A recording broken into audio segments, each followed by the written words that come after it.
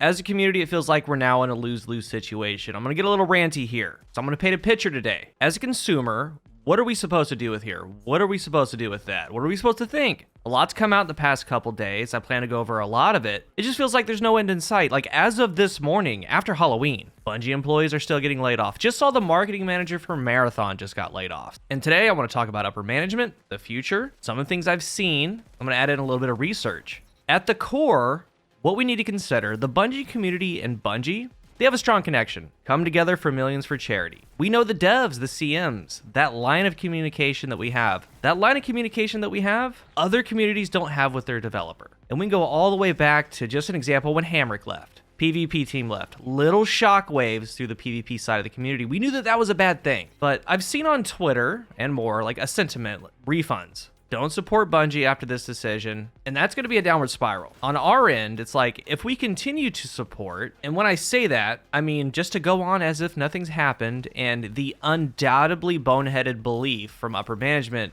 at Bungie that the community is just going to continue unwavering support, that doesn't feel good. So yeah, a side of the community can take the whole speak with your wallet stance. And with the 45% under projection, we'll talk about that in a moment, yeah, that's going to hurt. But on the other side, there are people there like you and me. Go to work. You have your colleagues, your friends. Let's say you and me work at Bungie. I make cool PvP maps for the Crucible. You do visual effects for the game. Plain and simple. We go to work, we do our jobs, and that job is Destiny, so that's pretty cool, right? You could almost be assured, like beyond assume, that a lot of the issues with the game for years has had nothing to do with the devs making it. And I'm going to talk about that at the end of the video. They just go to work, make cool stuff. And when things get sidelined and changed, and they definitely do, that's not coming from them. So it's a lose-lose now. You, me, whoever, if you support Bungie, you support that decision. You support their vision. I mean, the right people are working on things right now, after all. Or two, you don't support it, but then the game gets worse. More layoffs happen, more people get hurt. It's just bad. It really puts the community with a sour taste in their mouth, Bungie. Not to mention the obvious. They laid off our line of communication, the socials, the CMs. Not good. Poor choice. So let's dig into some things. Let's take some of the talking points from Tassi. Essentially, a large number of layoffs. Estimates say around 100 employees, 8% of the company is getting laid off. It sounds like it's going to be a lot more. And then we just have flat out poor execution. Some of this is somewhat expected, but some of the other stuff, no. It's poor form. Said that employees found themselves locked out of their accounts, systems, emails, before they even knew that they had been laid off. And I saw it on Twitter. Some found out on Twitter. They couldn't say goodbye, exchange contact info. Many team and line managers had no idea who was being cut from their teams until it happened. So that's not good from a workflow standpoint. Some teams only lost a few people. Others were decimated. So they did try to hide internally just how many people had been fired. And we talked about Michael Salvatore. We talked about McLeese. The Halo logo, y'all. The Halo soundtrack. OG, pure Bungie were let go.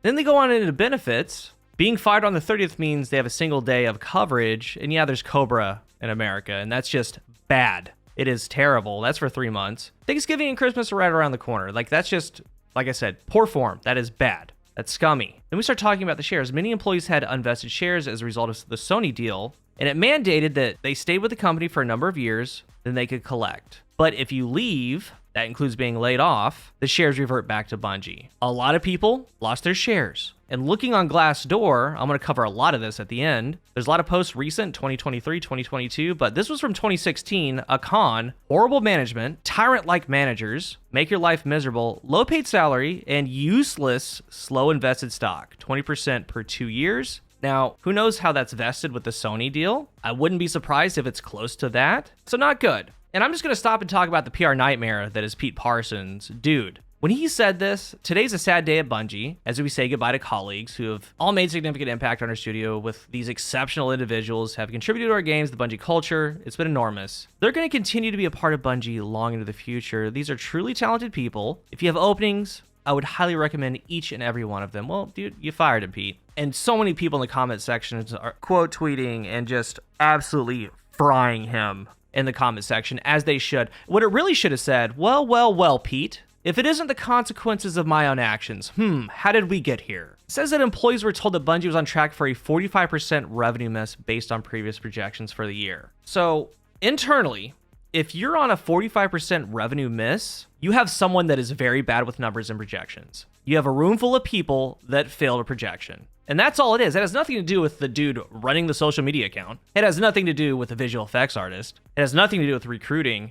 It was a made-up number, a number that is yet into the future, not solidified. It's literally Bigfoot. Who cares? So if anything was made on that, we'll take the CEO and a 2 or 3 person team making projections with a chalkboard. That's their fault. But moving on, Lightfall was a big negative turning point. Had a whole lot of players at launch, but player engagement fell hard, and employees were told that player sentiment was at an all-time low, something the employees themselves have been saying for a long while, and had begged their bosses to make changes that the players would come back for, that they would love and like.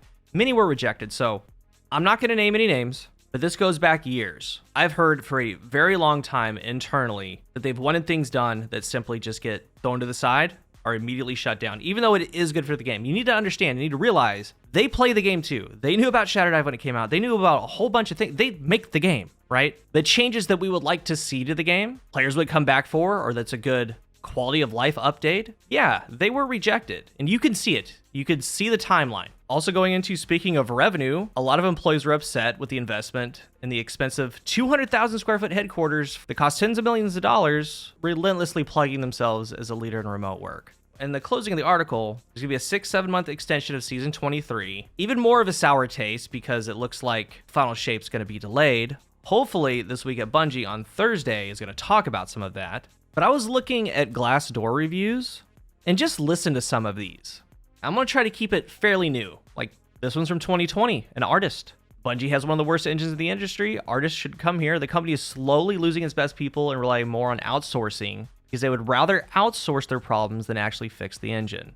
So I wanted to put this in there because a lot of the stuff is going to get outsourced. If that's true, that makes sense. What this person's saying. 2022, a software tester. Advice to upper management. You can be forward-thinking and as promising as you want things to be, but the reality is that lower management and general workers are taking the burden of overwork and doing things outside of their job description just to keep things running. Think Bungie PvP strike team, right? People from various disciplines coming together to get something done. Think about that. Change sounds amazing, but it doesn't matter when it's abandoned at the first sign of resistance. 2019, systems engineer. I just had to put it there in their pros. They put Dave Samuel. I mean, obviously.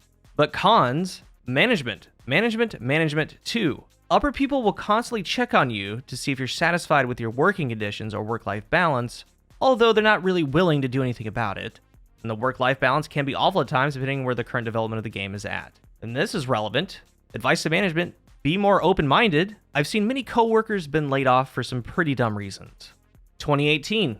It tends to take too much time to get approval from the higher-ups to proceed with something, and this tends to slow down the production and it leads to crunch. September 24th, 2023. Game designers. Some managers are clearly unsuitable for their positions. So yeah, now I'm reading some stuff about Marathon. People getting a first look, and apparently they didn't like it.